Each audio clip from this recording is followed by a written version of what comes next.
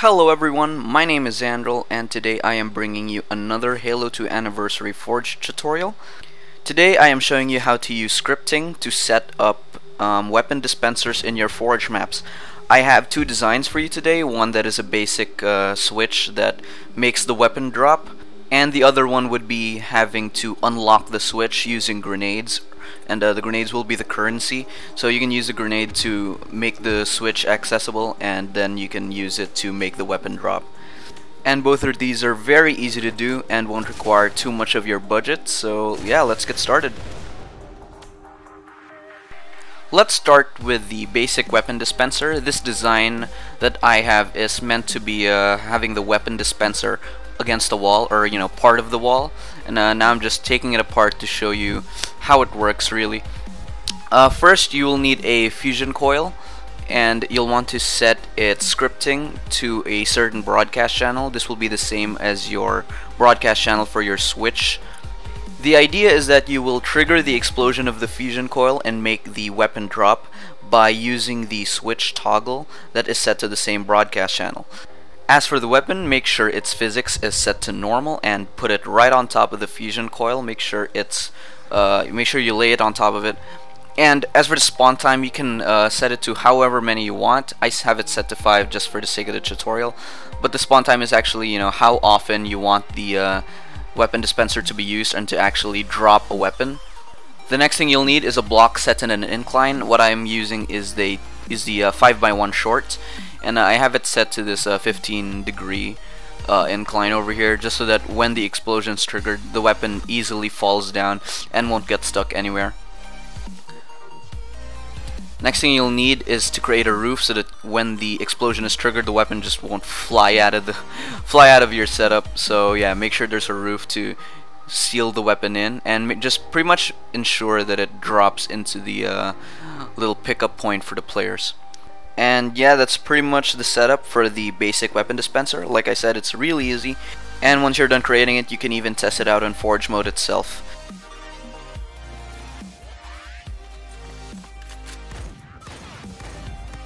So now let's dive into my second design. This is the weapon dispenser that has a locked switch, so players won't be able to access it until they pay with the grenades. The grenades will be the currency.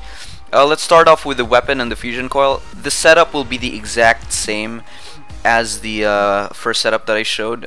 Just make sure that the switch toggle, console switch, and the fusion coil are all set to the same broadcast channel. Now I'm going to show you how to set up the lock system for the, I guess what prevents you from entering and using the switch. I used antenna smalls as the barrier that will prevent players from using the switch. You can use whichever piece you want. I just used antenna smalls for the sake of the tutorial and because it fits my setup better.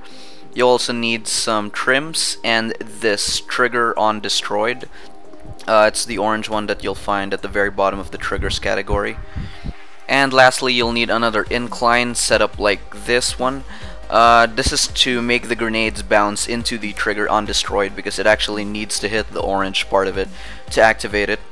As for the labels of the trigger on destroyed, you'll only need to touch the broadcast channel. I have it set to 3 because I'm using 1 and 2 for the other fusion coils and switches.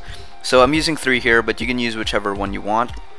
Next we have the antenna smalls, or whichever piece you want to despawn once the trigger on destroyed has been triggered. First, set its place at start to false, and make sure you set it for both of them. And for the scripting, set its spawn channel to an unused one. I'm just using 4 here. Can despawn to true, and that's all you'll need for the antenna smalls. Once again, make sure that they both have the same attributes. Now let's move on to the timers. I have an off once here. Set your spawn channel and broadcast channel to that of the object you'll be despawning. For me, it's the antenna smalls. And then your power channel to the trigger on destroyed, and mine I have it set to 3.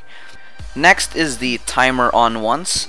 Set its broadcast channel to 4, whichever is the spawn channel of your objects that you'll be despawning, and timer / user data to 5.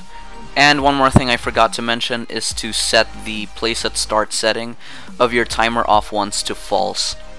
And that's pretty much it for the scripting side of this weapon dispenser. As I said, it's not really too hard to do. And as long as you follow the instructions in the video, I'm sure you'll be able to follow.